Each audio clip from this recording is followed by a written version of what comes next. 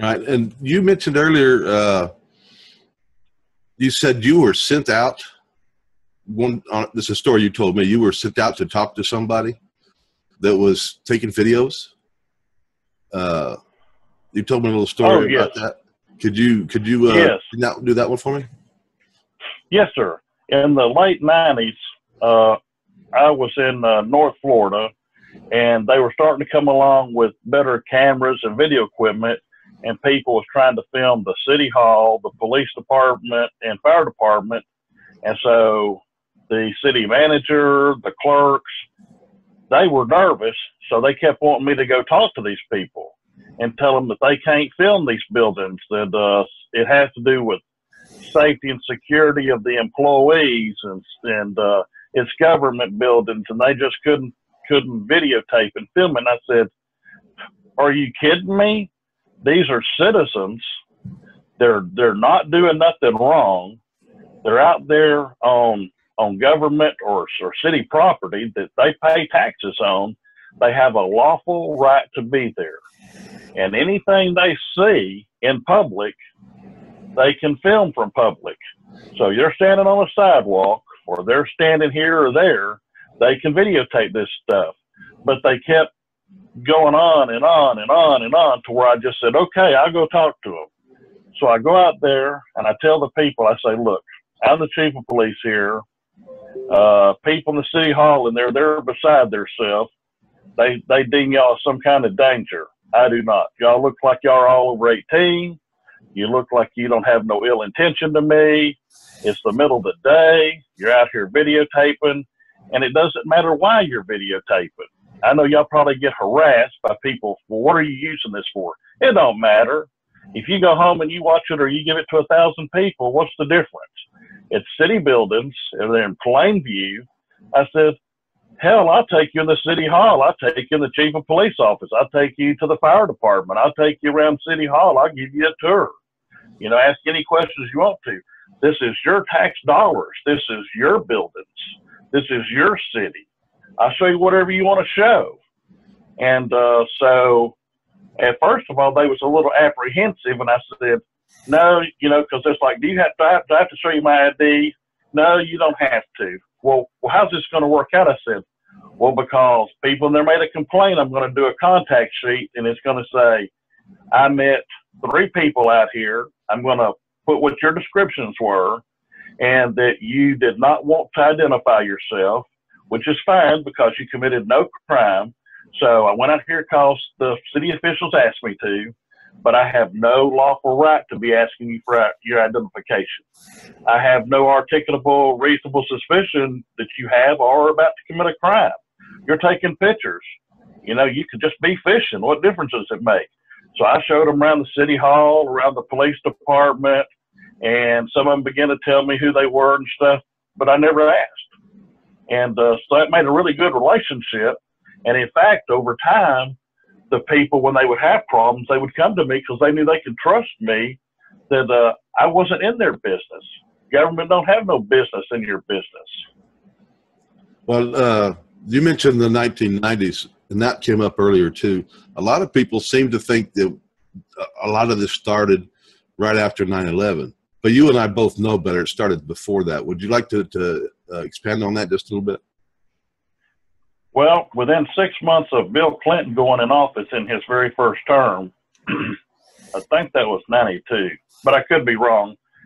But when he very first went in, then we started getting equipment that police departments had no need of. In fact, we were offered grants to get X amount of police cars and police officers, but there were strings with that.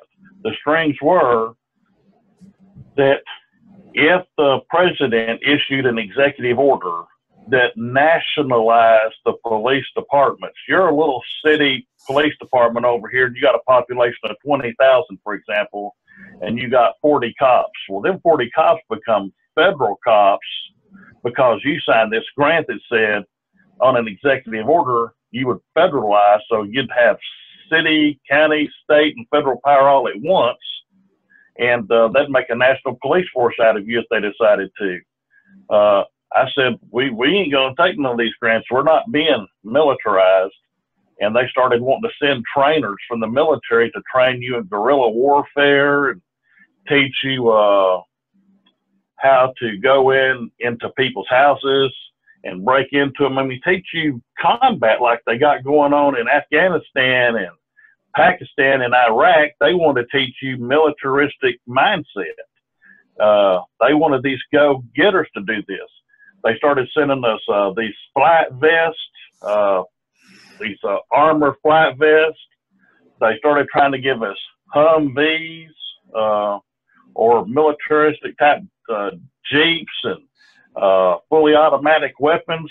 Now, I'm thinking to myself, okay, let's see. We're in these small communities. I've worked in there my entire life. And even, a few of the big cities, why do we need a tank?